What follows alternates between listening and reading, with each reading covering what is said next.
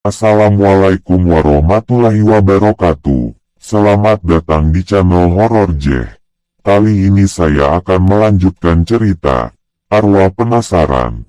Oh iya, sebelum kita mendengarkan ceritanya, jangan lupa klik tombol subscribe, like, dan komen, agar channel ini semakin berkembang. Buat kalian yang pernah mengalami cerita horor, coba komen di bawah ya. Oke, kita mulai saja ke ceritanya.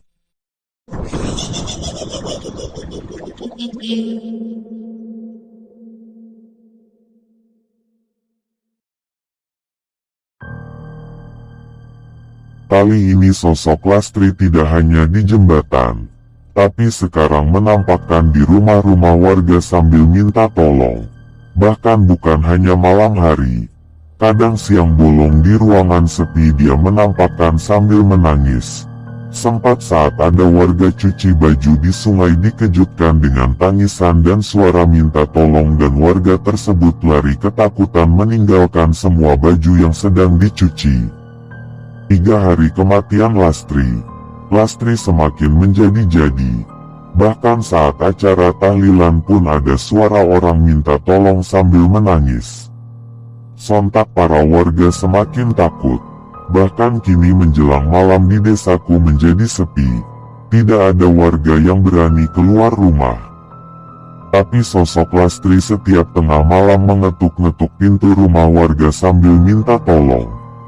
Dengan suara merintih dan diakhiri ketawa seram. Di sisi lain Bu Surti semakin hancur hatinya ketika tahu kini arwah anaknya penasaran. Sebelumnya desaku belum pernah ada teror seperti ini. Namun semenjak kematian Lastri baru ada teror hantu.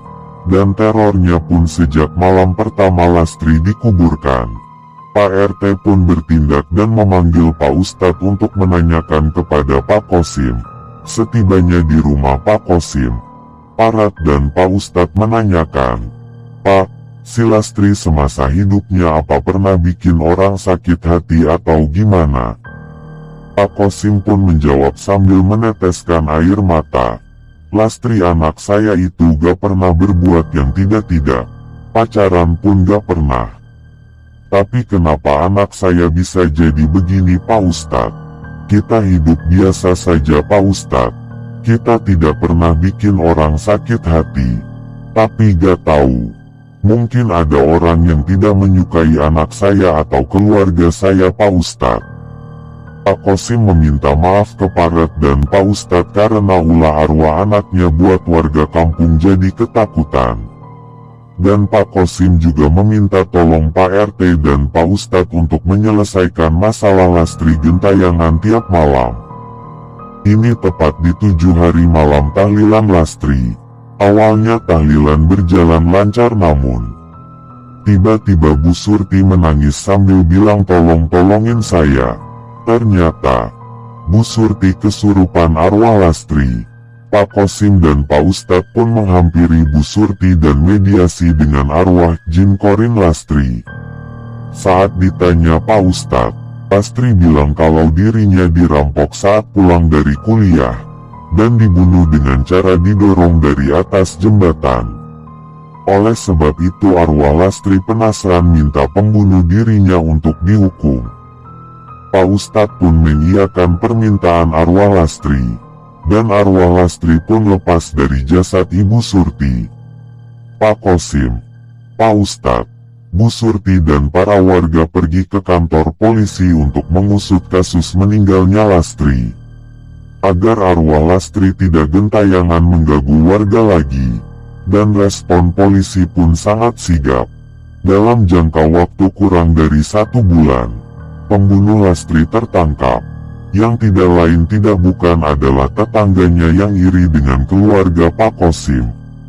Warga pun tak menyangka kalau tetangganya yang sok alim dan sok akrab tapi musuh dalam selimut. Dan tetangganya pun dihukum 50 tahun penjara. Tapi Pak Kosim menginginkan nyawa dibalas dengan nyawa. Namun harus bagaimana lagi hakim sudah memvonis 50 tahun. Singkat cerita, kini sudah tidak ada lagi teror pocong Lastri menangis minta tolong. Sementara Pak Kosim dan Bu Surti yang sudah berkepala 3 dipercayai Yang Maha Kuasa diberi momongan. Kini kehidupan sudah seperti dulu lagi. Sekian ceritanya. Waalaikumsalam. Terima kasih buat kalian yang sudah menonton sampai part terakhir.